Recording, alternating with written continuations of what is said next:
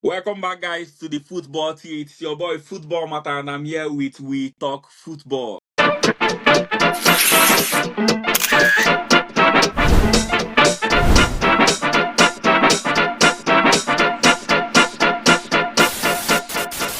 This is match preview for the Premier League match day 8. And if you're just joining us for the first time, do well to subscribe and keep your notifications on for your weekly match day preview on all the top teams in the Premier League. First of all, we are going to start off after the international break. Nottingham Forest versus Chelsea. Nottingham Forest under Ange are yet to win any match. And then Chelsea are looking to build off from that wonderful performance against Liverpool the last time after losing to Brighton at Stamford Bridge. What do you think about this game? Nottingham Forest versus Chelsea, early kickoff. To be honest, I'm like so annoyed with this Nottingham Forest owner. I feel like he's a drama queen.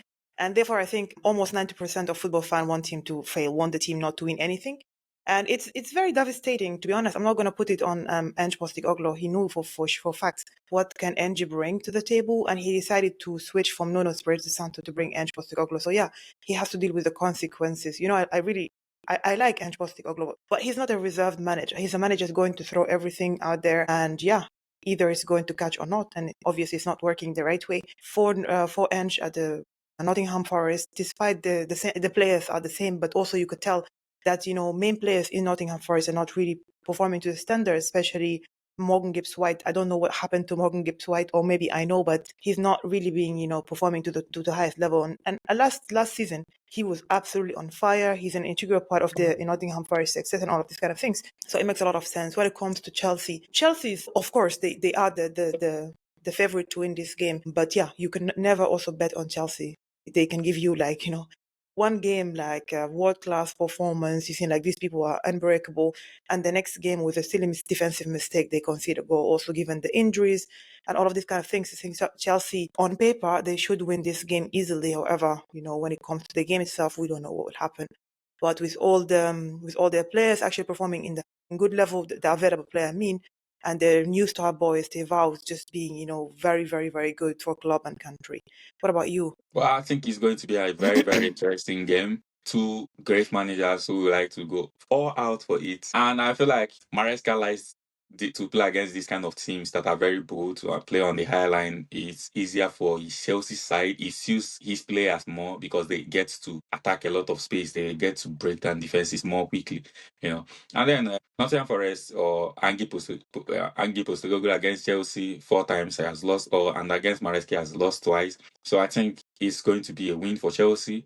And I feel like after the red cards in the previous matches for Enzo Maresca, he has learned to be more bold. He has learned to trust himself more, just like we saw against Liverpool. And remember, he made a statement after those losses with the red cards, because Chelsea, for a long time now, they have only lost matches that have been given a red card or they have received a red card. He said he has learned something from those matches or those situations because he wasn't initially prepared for them. So as we saw against Liverpool, injury-prone Chelsea or injury-ridden Chelsea, but he was still bold. He kept on, not just for the result he got, but also the performance. It was very, very good, and it's something to build off from. And henceforth, I think they have no reason to be afraid again playing against Liverpool in that manner in which they did. There is no team they shouldn't be afraid to play. There is no team that they should give any respect anymore. So it's going to. I'm just looking forward to that game. But again, Nottingham Forest under Ange, you don't want to also play this kind of team. Sometimes you want to play a team that is in bad form, collect your 3 points easily. But again, you don't just know when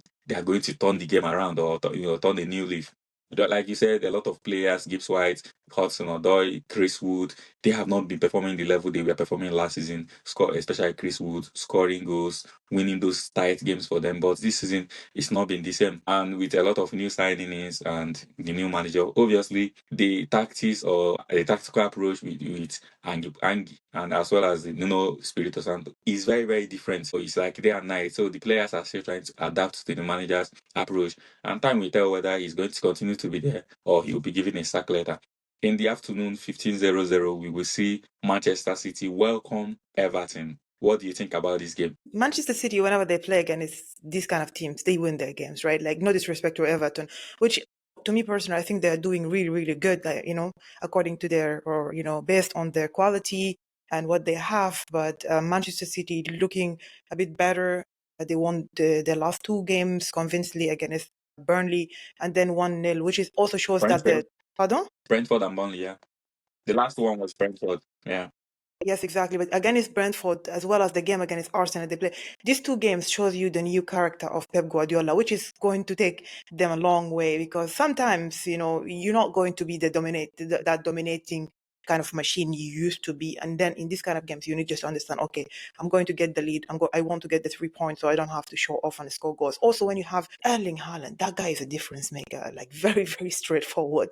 He can score goals from like literally like impossible kind of scenarios. You just need one ball to convert it and all of these kind of things. So it's going to be very, very good for them. Also, his international break was absolutely outstanding. He performing really good. Ruben Diaz in the last games for Portugal, also in this international break, he's actually, reviving. He's improving again to that level we know him to be. And then with like when you have the midfielders like Reinders, when you have Bernardo Silva also trying to do what he usually does, I think it's going to be a very, very good game for Manchester City, but you cannot ride Everton out at all. Like Everton, they got what it takes. They will annoy you. They might frustrate you. Yes, Everton under David Moyes has been very, very impressive. The way they defend well, they defend compact, they defend with the whole 11, every one of them. And then again, when they attack, they are very, very distinct in the way they attack, the way they try to focus their strengths on the opposition's weakness. And then in the set pieces, winning the first balls as well as the second balls.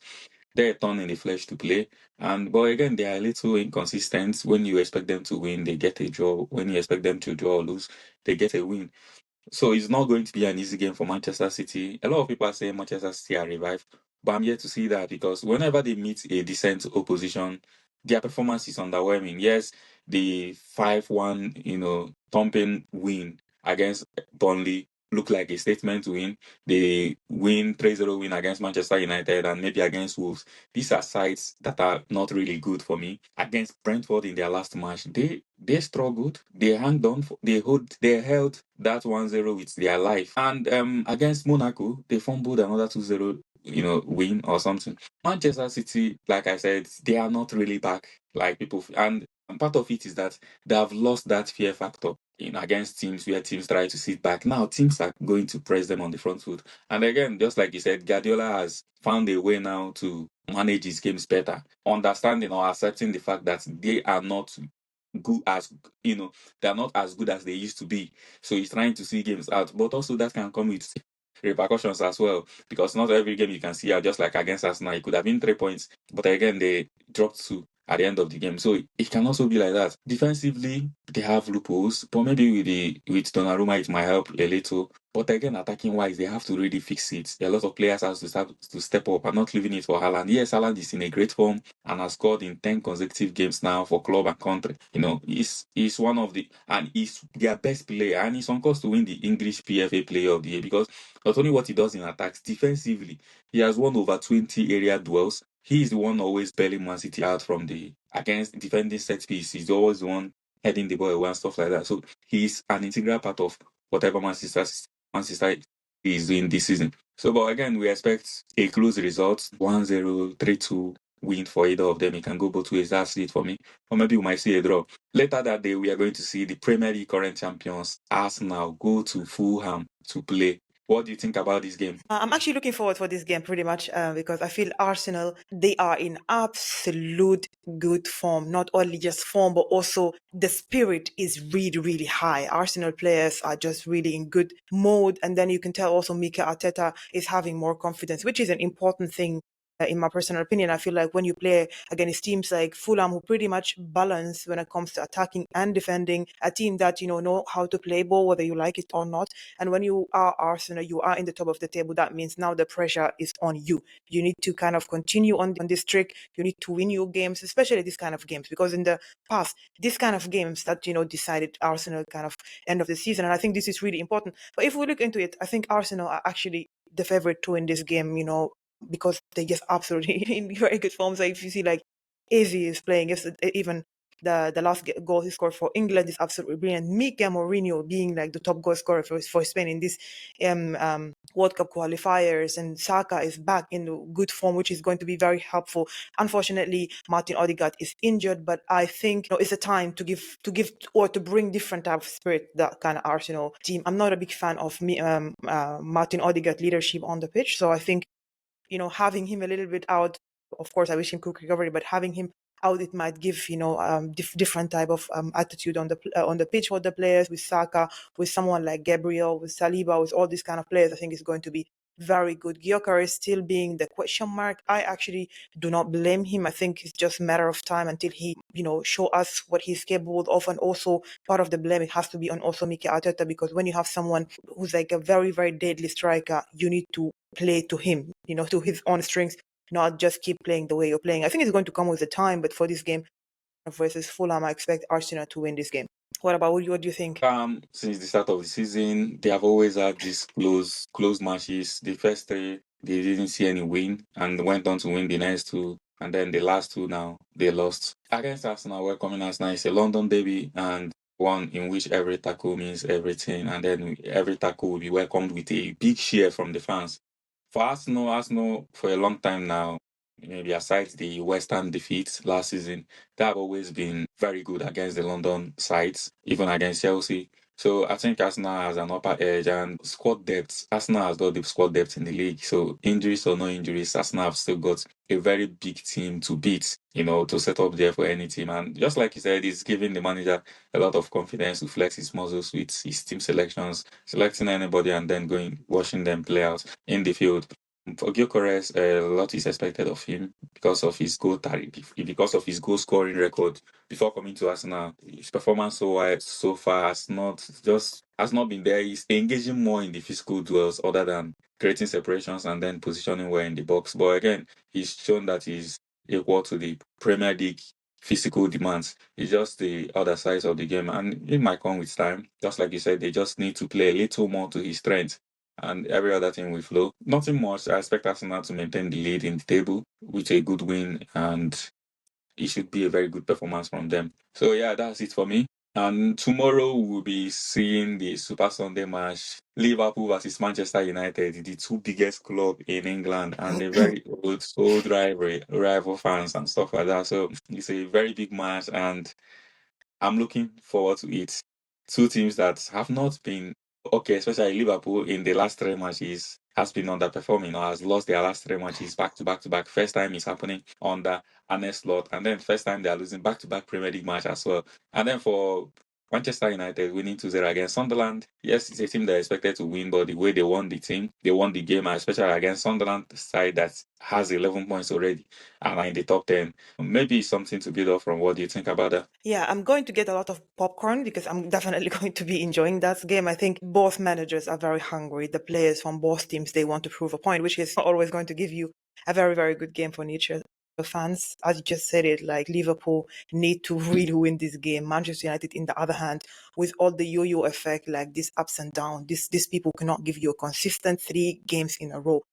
But Mhm. regardless of the results, the performance itself on the pitch is really disappointing, because sometimes they will give you a performance like the performance against Sunderland, and the other time they will give you a performance like the performance they gave against Fulham. So I think it's difficult to say which kind of Manchester United are you going to get in that day. But when it comes to this game, I think Manchester United definitely also need to win this game. They did not win. They did not win Liverpool apart from that FA Cup game, I believe, for such like they need to win Liverpool in the league, and that's going to be a very good booster for Manchester United moving forward. We all know you cannot write Manchester United off when you're playing such game with this kind of magnitude, because they definitely going to be like gingering up, and they're going to be like, oh, now we want to win this, da da da da. And to be honest, I think they, on papers, yes, Liverpool is better than them, but they got the basics, and they just have to follow the same strategy. You don't have to invent the wheel. Just try to continue playing. Put the players on the position they prefer.